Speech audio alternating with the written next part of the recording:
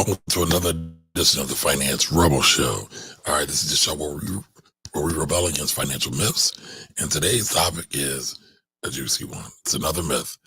Not IRAs, IULs, Index Universal Life Policies versus 401ks.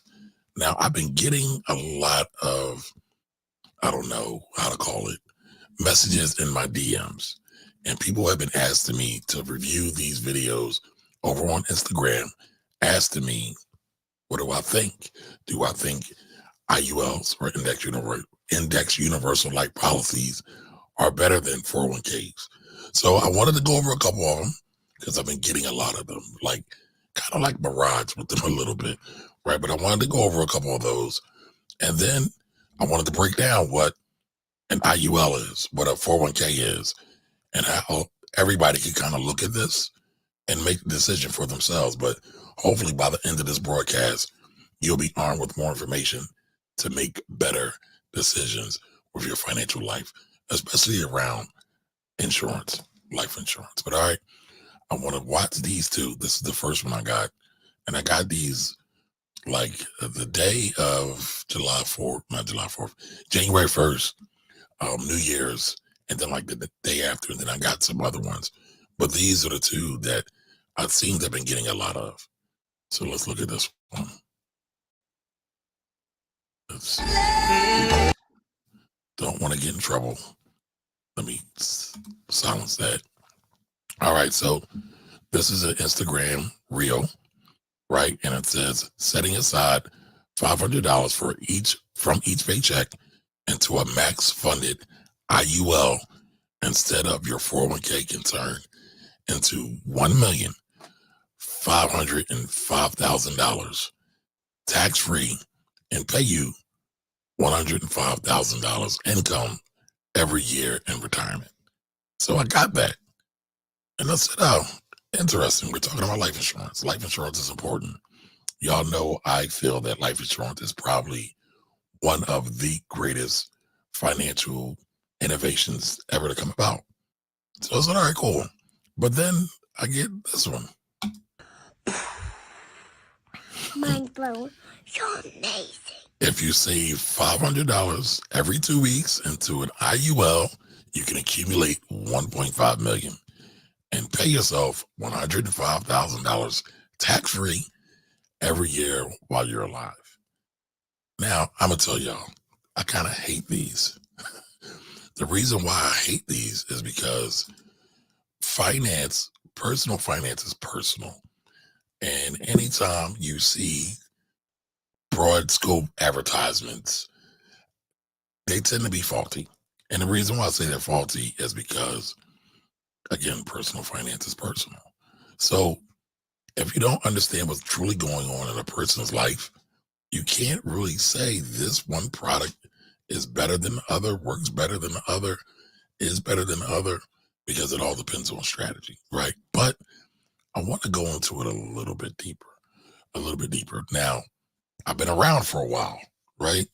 I got over 30 years experience in tax and financial services. So I'm not a spring chicken. Let's just say that I'm not a spring chicken.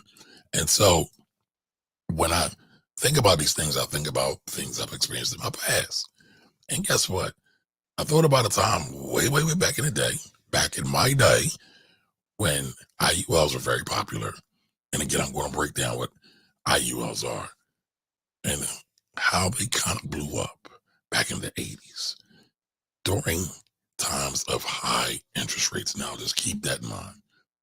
And matter of fact, before I go into this, let me do this real quick because I want to show you a piece about this. But IULs, Index Universal Life Policies, or Index Universal Life Insurance Policies, are a form of life insurance, a permanent form of life insurance, a form of life insurance that can build cash value. And how do they do that? Normally, the insurance company has what's called cost of insurance, right? That's what goes to fund the death premium. Everybody knows life insurance is there to pay out money at the demise of someone's passing, right? But with a cash value policy, you're able to build up an account or a bank of money over and above. I shouldn't say over and above. You can build up a bank of money aside from your policy. Depending upon your policy setup, it can be part of the policy and it can be separate from the policy, but it all depends on your overall design of that policy, right? But what happens is in a index universal life policy, you have two buckets of money, right? Let me back up. You have two buckets of money that your life insurance premium goes to. All right. Part of that check or that bill you pay every month goes to the cost of insurance, right?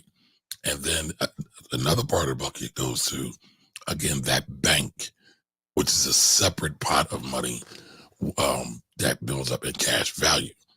Now, typically in these policies, you have kind of like a life insurance, term insurance type policy. It's a lower rate, and you want to try to keep that rate lower as much as possible and have more money go into that cash value bucket. And IULs do that. Now, the way they make money is when it's in the cash value portion of the bucket. It depends on how much interest they can make off that bucket, them being the life insurance company, whatever company you want to think of. The one with the Snoopy, the one with the big rock, any of them. I don't want to say any names because they don't run any ads on my show. But they all have like investment personnel to help maximize the value of these policies a lot of times. But in IULs or index universal life insurance policies, they make money off of interest rates. Now, I mentioned in the beginning of this broadcast that interest rates, these policies tend to do well when interest rates are high. Right now, interest rates are high as opposed to 3 years, 5 years ago when interest rates were almost 1% or 0%, right? So now the Federal Reserve has been raising interest rates. Matter of fact, the Federal Reserve meeting minutes were just released yesterday stating that they may raise interest rate hikes again. So don't be surprised if interest rates go up. So if interest rates go up, that could be really good for these IUL policies. But what happens when these policies go down? And that's what a lot of people don't think about, especially folks who haven't been around as much as me, like when I say back in my day, or someone who's a bit more seasoned to remember some of these things. But what happens is a lot of times people run these illustrations, right? Life insurance comes with illustrations. So the reason why these young ladies can say, I'm going to put it back up on the screen just for a minute. The reason why these young ladies can say life insurance will last or will accumulate 1.5 million, that's based off of a life insurance illustration based off an assumed or an assumption of interest rate that a person is going to get in their policy over the life of their policy.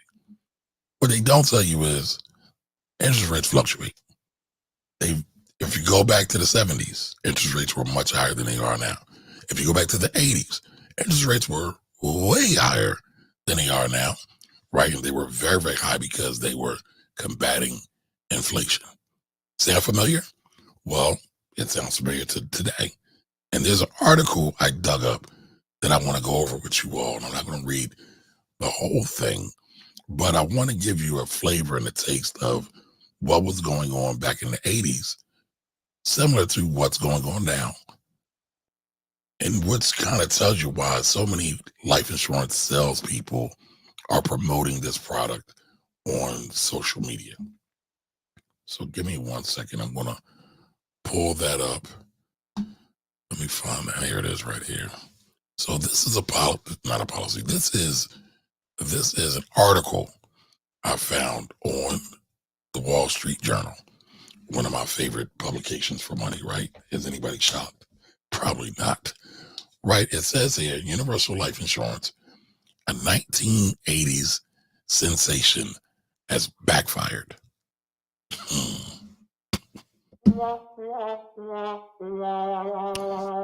So this tells you a lot, right? A long decline in interest rate caused premiums to soar when they were supposed to stay level. And so again, I always say to everyone on all these broadcasts, your investment strategy is more important than your investment product. Again, your investment strategy is more important than your investment products, because your strategy is supposed to drive your product that you use to fulfill your overall financial plan, whatever it may be. But oftentimes, many of us get sold on these products, but they don't necessarily fulfill the needs of our overall strategy. Strategy could be, I want to retire with $10 million. I want to retire in 5 years and $10 million, right? Do you think the strategy, the same strategy of saying, I want to retire with $10 million is the same as if it would be if you say, I want to retire in 5 years? So again, personal finance is personal, and all products are not equal. But a lot of times people try to sell them and present them as if they're the next thing, the next best thing from sliced bread. So be careful, be careful. But again, I want to go into this article again. Universal Life, a 1980s sensation, has backfired. And again, it's backfired because many times people don't know what in the world they're talking about. But I don't know. I've been told I'm old and crotchety. So I guess as I get older, I get less tolerance and I kind of see the same thing over and over again. And I guess I get a little short tempered sometimes. But hopefully I won't be short tempered with any of you all as I go through this. All right, so give me 1 second. I'm going to pull this up. I'm fighting with my technology just a little bit. Just a little bit. Give me 1 second. And if you have any questions, feel free to throw them in the chat. I will definitely get to them towards the end of this overall presentation. By the way, I also have a guide. I found a guide. It's in the show notes, but if not, I will throw it in the chat as well, that you all can look at and review and get a better understanding of this policy and hopefully life insurance overall as it works out. All right. So again, I want to go through this again. So here is the first line. I thought it was really, really interesting. All right. Let me give you a better perspective there. All right. A popular insurance product of the 1980s and 1990s has come back to bite many older Americans. All right. Now, this article was written September 19th, 2018. So about 5 years ago, 6 years ago, 5.5 years ago, something like that, right? So, a couple of things here, just breaking down. Universal Life was a sensation when it premiered, and for some years it worked as advertised. It included both insurance and a savings account that earns income to help people future costs and keep the premium the same. That was when the interest rates were in the high single digits or above. Anybody, does that sound familiar? What is interest rate now? Anybody know what interest rates are right now? Anybody know what the Fed rate is right now?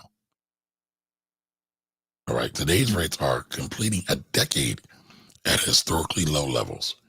Crimping, again, this is 2018 when he wrote this article, keep that in mind. Crimping the savings account, meanwhile, the aging of the earliest customers into their 70s, 80s, and even 90s has driven the yearly cost of insuring their lives much, much higher. The result is a flood of unexpected steep life insurance bills that is fraying a vital safety net. Some find that they own thousands of dollars. Some find they owe thousands of dollars a year to keep modest policies in effect. People with $1 million policies can owe tens of thousands annually. Some retirees are dropping policies on which they paid premiums for decades. I'll read that again. Some retirees are dropping policies on which they paid premiums for decades. All right, now, why do y'all think that would be? I'm very scared that everything will go down the drain, said Bernie Sack, a 94-year-old former hospital billing clerk in North Carolina. All right, so there's a picture of Bernie, right, a senior living on fixed income. Looks like they might have some health issues, right? Now, I'm not making any of this up. This is from the Wall Street Journal. All right. Now, I highlighted this in red because it's very important. A $56 monthly premium Mrs. Sack paid when she bought the policy 34 years ago has climbed to $285. Again, a $56 monthly premium Mrs. Sack paid when she bought the policy 35 years ago has climbed to $285, despite her efforts to keep the cost down by reducing her death benefit. So remember, I was saying you can play with the death benefit, and it can impact the cash value of the premium. Also, a lot of times when people are promoting and selling these products, they're talking about pulling money out of the policy. But when you pull money out of the policy, you're pulling out the cash. You're making less interest. So that also plays with the viability or the affordability of a policy, especially for your average everyday retired person that are, looking to have policy, leave some behind for their family, right? But also want to have a cash nest egg building up for themselves as well. All right, so there's more to this, y'all. All right, so living with a daughter and getting by on Social Security, she scrimps on medications to pay the insurance bill. Jesus Christ. Sometimes runs late on her share of household costs and considers ice cream a splurge. Now, can any of y'all ever imagine when ice cream is considered a splurge? Well, that tells me that life is pretty rough if you can't buy a pint of ice cream or a gallon of ice cream and you think it's too much to bear, right? So these policies are not always what they seem to be. So you have to do your due diligence, y'all. You have to do your research. You have to take the time and understand the policy. Now, if you don't understand the policy, you have to make sure that you get someone who does understand it, or else you're going to be making a really grave, expensive mistake. Right, so let's pull the rest of this book up here. All right, so John Resnick, co-author of an American Bar Association book on life insurance, said of hundreds of older policies he has reviewed over a decade, easily 90% or more actually were in trouble or soon to be in trouble. Many people are sitting on a ticking time bomb, and most probably aren't aware of it. Now, I love to pull articles. I love to try to bring as much journalistic type intent, right? So this article is a non-biased resource here. It's someone who did research on this product, this topic, and now they're weighing in on what they found. Oops. So good and easy to Sorry about that, y'all. So I like to bring those in because, I mean, listen, we all are biased about something, but I want to try to take my bias out of this and just give you the real deal, what people are really saying about this. All right. So let's pull this back up here. All right. Universal life is among the reasons Americans are approaching retirement in the worst shape in decades. The insurance policy type emerged in an era nearly 4 decades ago when the Federal Reserve was fighting inflation with high interest rates. Again, does that sound familiar? Does anybody pay attention to what's going on? What have we been doing? What has the Federal Reserve been doing recently? They've been fighting inflation. Ladies and gentlemen, life goes in cycles. Economics goes in cycles, money goes in cycles, and we are back in a very similar cycle that we were in the 80s. And guess what's becoming popular now? These IULs. Now, a lot of times people like to promote these IULs because life insurance agents oftentimes, not all the time, but oftentimes make a pretty hefty penny off the commission, off the sales of these products. And again, I don't have a problem with anybody making a commission or a sale on a product or service that they've sold, right? Because there's work that comes in with that. They have to explain the policy. They have to show it to them. Oftentimes, they have to run it down. It's not easy to sell life insurance. I have done it, right? I got quite a bit of policies still in force to this day that are out on the streets. I don't have my license anymore, but I understand the product and I understand the strategies that are behind proper usage of the product. And that's, again, what I want to impress upon you all, is that the strategies are more important than the product. All right, so going back to that article, some financial advisors suggest that people forego traditional whole life insurance and buy less expensive policies that cover just a limited term, investing what they saved in mutual funds and money market funds, then proliferating insurance companies embrace the mantra of buy term and invest the rest. Everybody's probably heard that, right? With Universal Life, the customer buys a 1-year term policy and renews it annually. In the early years, the premium the customer pays and a good deal more than the actual cost of the insurance. The excess goes into a tax-deferred savings account. The policies are designed so the gains in savings account, which the industry typically calls cash value account, offset part of the cost of renewing the term insurance each year. So remember, I was saying you got these buckets. You got the cost of insurance, and then you got the cash value bucket.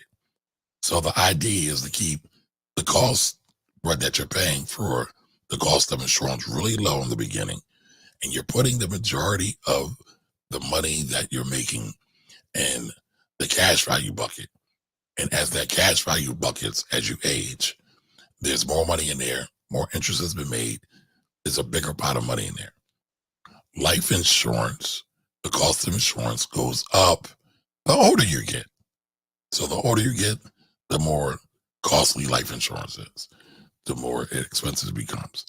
And so to offset the cost of that insurance, the insurance companies will siphon off some of the money from the cash value portion of that policy, ultimately hoping that it balances out, or, there's enough money built up in compounding that the cash value always overcomes that. But as this article is illustrating, well, now it's good because we are in a cycle of the economy where interest rates are super duper high. What happens when they go low? What happens to that whole function, right? Again, it's financial engineering. What happens then, right? So that's what a lot of the new life insurance folks don't talk to you about. That's what, honestly, a lot of them probably don't even know, because they don't have enough experience. And they're not going back enough and looking at the history of things that happened in the 80s. Everybody thinks everything that's relevant to them happening right now. History matters, y'all.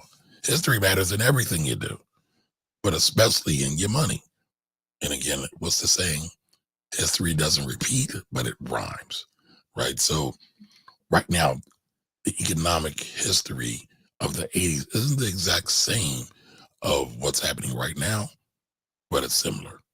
It's very, very similar. So it's important to pay attention to the patterns that are going on, because it'll tell you some things. Now, I thought this was interesting, going back to this, right? Look at this. Pull this up. There we go. Uh-oh. Universal Life, a philosophical breakthrough. not philosophy. It's a kind of life insurance from Metropolitan. Universal Life means the cash value of your insurance earns interest at competitive market rates. Universal Life! A metaphysical miracle!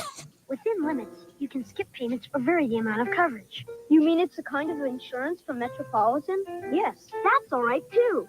Get Met. It pays. Now, MetLife is one of the biggest life insurance companies in the planet. Well, their stock is publicly traded. And if you look at that, right, did y'all see that? Did y'all see when that commercial was created? 1986. Can anybody tell me what the interest rates were in 1986? I'm going to look it up real quick. But can anybody tell me what they are? Throw it in the chat. Interest rates in 1986.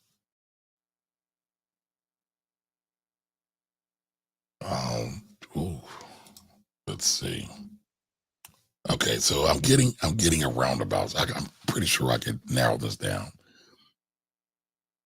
But they're saying at the pinnacle in October of 1981, interest rates were 18.4%. So let's say they were somewhere between, 18% and, 10 to 12%. That's pretty high.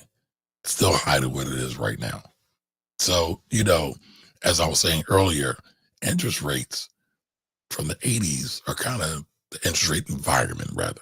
The interest rate environment from the 80s is very much the interest rate right now of 2024, right? It's a new year. It's everything, but it might be new, but everything's still the same because history comes back to repeat itself.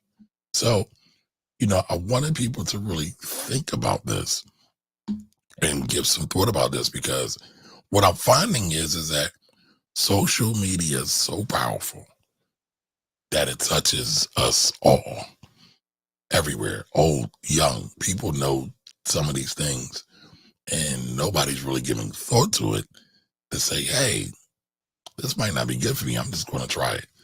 And again, I know y'all probably are tired of me talking about social media shenanigans, right? That's what we'll call it today, social media shenanigans. But y'all don't realize how many people are in my inbox or calling me or texting me or emailing me, and they're telling me about some grave mistakes that have cost them dearly or cost their family dearly, not just them, but their family, because they didn't have the help of a financial steward or a real financial coach, someone who really understands the products and strategies and understands your goals, because all of those things are supposed to work together, right, in harmony. But sadly, that's not what happens. Usually what happens is somebody has a product to sell. They say, hey, who has a pain point that I could touch?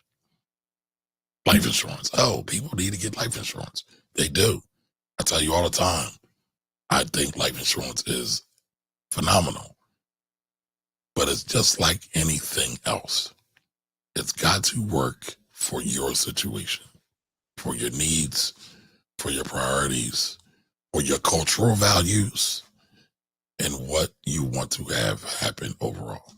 That happens with everything from your job to your bank account to your life insurance to your investing.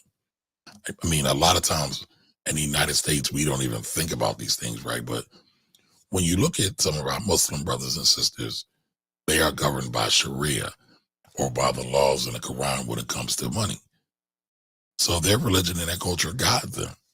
A lot of time in America, we don't have the same, but to some extent, we probably should create our own financial code, so to speak, that we want to follow, because it helps to keep you safe a lot of times when you have your own value systems, opposed to just following along with somebody else who wants to make a quick buck off you. Now, real quick, like I said, talking about IRAs, IULs. I don't think I ever talked about 401ks. What's a 401k? Well, 401k is a code in the IRS tax code where it says that employers can have these accounts that helps their employees save for retirement. And they give the employers a tax break, a tax benefit for doing these plans, for creating these plans, and helping their employees with retirement savings. Now, typically the way it works, employee puts money into a 401k plan, the employer typically matches. A lot of plans match, not all, right? There's no such thing as absolutes here, folks. So remember that. Not all, but typically employee puts money into plan, employer matches a certain part of it. The money goes into the 401k plan after tax, after they get paid. The money then grows tax-free. Now, usually at some point, I'll save you all the other technical stuff, but at some point, the employee amasses a whole bunch of money in their 401k plan, and they say, hey, I'm ready to retire. I need to start pulling this money out and creating a paycheck for myself so I can pay my bills, so I can buy food, so I can pay the utilities, keep my lights on. And so they start to pull down the money, withdraw the money down, and then that money becomes taxed, right? The IUL is different because, one, it's supposed to provide for a death benefit first and foremost. Secondly, the cash value that is accumulated in these policies can be used as a retirement savings vehicle to pull money out. And yes, there are ways to pull money out of IUL or any cash value life insurance plan, IUL, variable universal life, whole life. You can use all of those to pull money out of if you have built money up in them, right? Remember, you can't get blood from a stone. So if there's no money to pull out, there's nothing for you to take to pay your bills.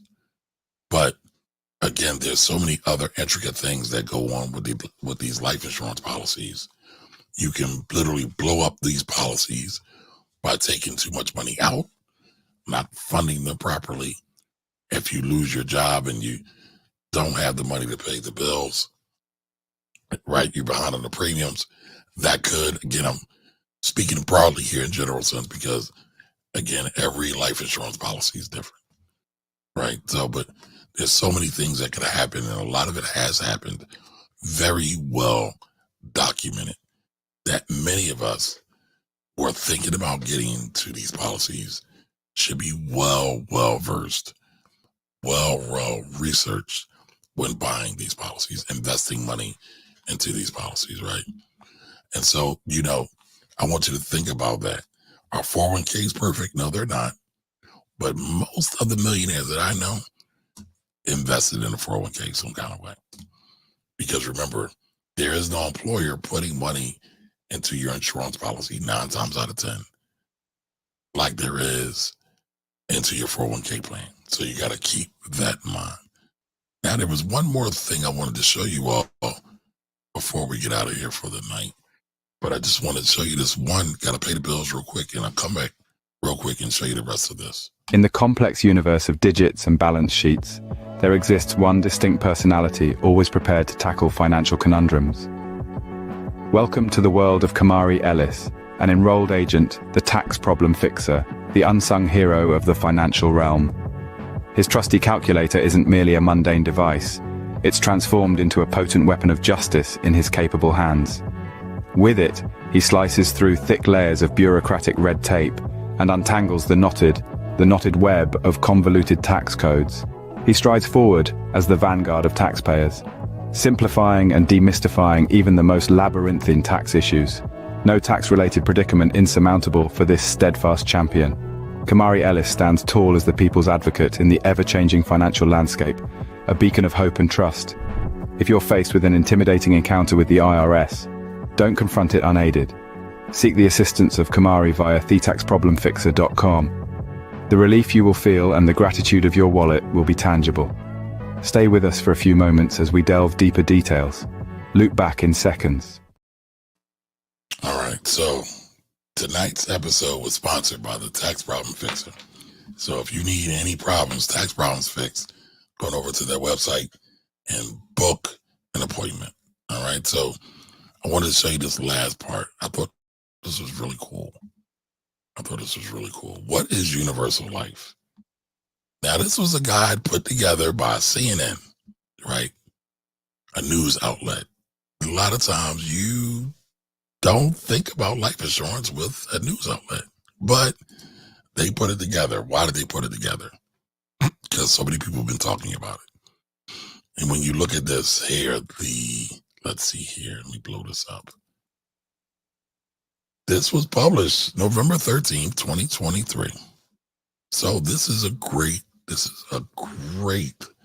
resource to use that's current, right? That's not from a life insurance company, at least not that I know of. I don't see it being underwritten, because there are some advertorials that are out there sometimes when people want to run a product or a service. They'll write what's called an advertorial, where it'll kind of blend in with the publication that you're reading, and they'll say, hey, this is the benefits of this, but it'll look like you're reading news. And then hopefully it won't be engaging enough to kind of bring everybody else in, to educate them on their product, the good and the bad, hopefully, if they're being honest and doing it well. But here it is. What is universal life insurance? And I want to show this to you all. All right. So it just gives you a guide over here. What is universal life? How does universal life insurance work? Types of universal life insurance. Why do people choose universal life? Pros and cons of universal life insurance. And then you have frequently asked questions, right? So that's in the chat there. That's in the show notes and the descriptions there, but I'll throw it in the comments, because I see there's some people who are asking for this. All right. And this is not my resource, right? It's just something that I want everybody to make sure that they can get a benefit from. All right. So again, what is life insurance? And I'll also put the let me share this with everybody. The Wall Street Journal article and the show notes. I don't know if I did that or not, but I will also put it in the comment section as well. Give me a moment. I'm the one-man band over here, so just give me 1 second. But you can also just Google Universal Life WSJ, and you should be able to find it, or find anything about universal life insurance that was written by the Wall Street Journal. I have a subscription to the Wall Street Journal. I don't even know if I'll get in trouble for even sharing this on my broadcast, technically, right? Because you all are kind of piggybacking off my stuff. So I hope I won't get in trouble for any of that. All right, so I just put that in there. I just put that other one in there. And again, I think there might have been some questions. There might have been some questions in there, so I will go back and come back and, whoa, somebody gave me a super chat. Uh-oh. I might have enough to get me a cup of coffee and a sandwich. Shout out to JT Coins. JT, when are we going to broadcast, man? I don't want your stinking money. I want to broadcast with you, brother. All right, JT's big, y'all. Y'all going over and find him on YouTube. He's teaching people how to make coins, do side hustles, and do all kinds of things. So thank you for that. Thank you for that. All right, all right. So Miss Edie's in the building. Thank you, man. Thank you. Don Johnson said, what's up, John? Don, I need to get you back on, man. It's a new year. Let's go. All right, Miss Angela's here. How are you? All right. Lee Shimon, what is 6.8? What's that mean? Did I do something wrong? Oh, you can't hear. Can you still not hear me? Oh, okay, you can hear me. All right. Don says, I can't afford the policy. You can if you want to. You're rich. All right. Oh, were you talking about 6.8%? Okay. Back in 1986. Yeah. It was a bit higher than that. if you give me a minute, I will go and find the interest rate in 1986.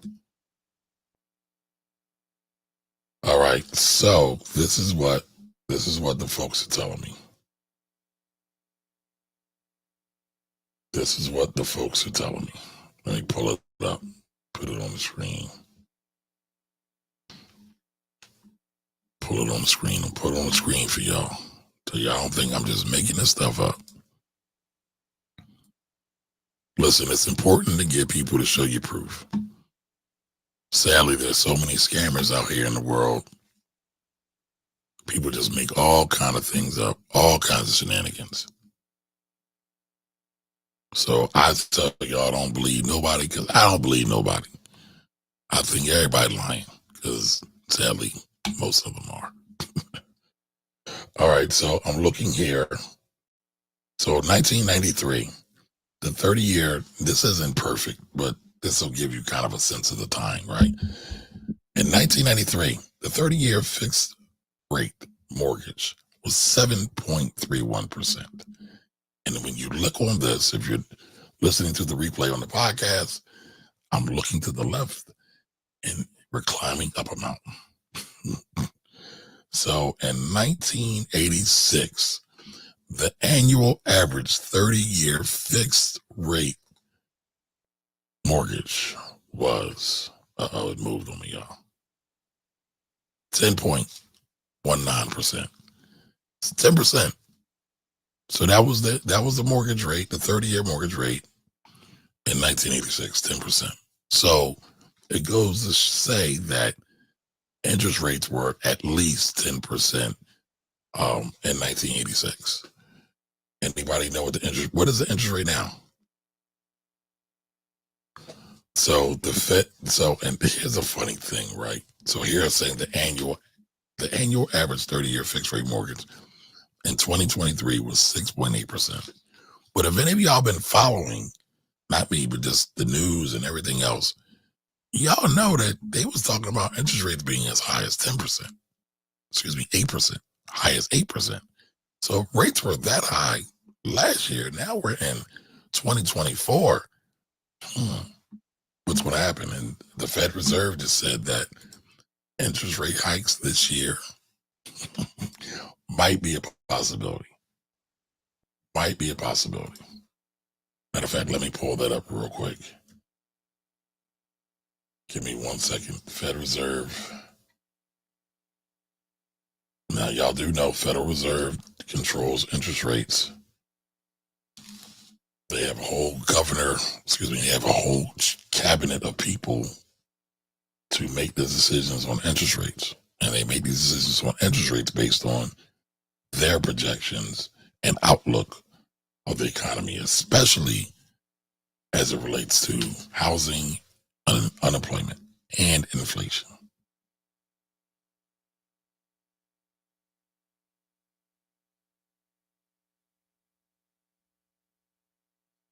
I'm trying to find, there's a couple different headlines floating around. So there's some that said they expect rates to soften. Some have said they're not sure.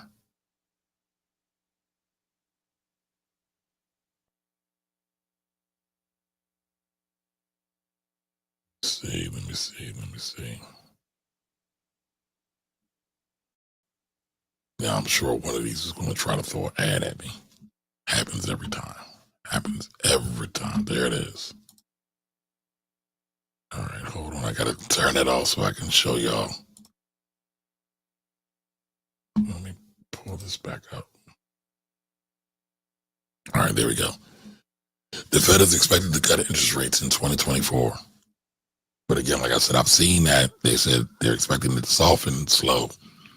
But the Fed Reserve would not promise that. The Fed Reserve don't promise nothing, though. Trying to see here, because I read a couple of things. But nevertheless, all these things are issues, right? So you want to make sure that you arm yourself with enough information to make a good decision. And if you don't understand the information and you can't really grasp it, get you a coach, get you a good friend who really knows what he's talking about, doesn't have an agenda to sell you anything. All right. Alrighty. All right. So here we go. JT says as high as 21%. I think they were like 82. Some of those years got really bad. All right, I want to read that article. I just shared it, so you should have it. Just go down to the chat. You got it. So here is the one for the guide. And there's the one for the Wall Street one. All right, JT, you ready? All right, well, we're going to do it. Tomorrow, Saturday, Sunday. About to sound like Sherelle over here. Some of y'all probably don't even know who Sherelle is. Yes, ma'am. The interest rate now is high sixes. Yes. Yes. So again, you got to be aware about what's going on. And don't just do a thing because there's a cute reel or visually stimulating reel or post or picture. I'm starting to look, social media is starting to really get wild. I'm starting to see that everybody's starting to share like pornographic type images in their stuff, I guess, because that's the way to get people to click. I think they're doing it because they got a product to sell, service to sell. They're just trying to get likes, comments, engagement, all the stuff that social media rewards. So be careful out here, y'all. Be careful out here, y'all. Do your research, y'all.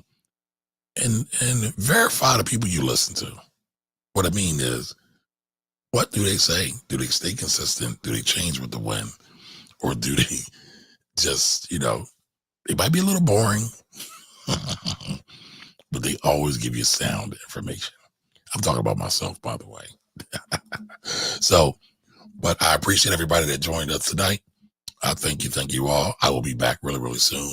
Hopefully, we'll get an episode this week, these next couple of days with JT Coins. Shout out to JT Coins. I'm gonna manifest it so that we want to see what's gonna happen. All right. So again, I appreciate you all. Stay tuned. Make sure to tap the like button, the subscribe button. Go on over to the YouTube channel and subscribe to the Finance Rebel on YouTube. All right. Subscribe to the Finance Rebel over on YouTube as we grow that platform. All right, everybody. If you have any questions, comments, or concerns, feel free to DM me. You can find me on all platforms. Finance Rebel. I'm Camari Ellis. I'm broadcasting the LinkedIn now too, right? So I'm Camari Ellis over there, but everywhere else, I'm the Finance Rebel. You can find me over there. All right, everybody. Have a great evening. So long.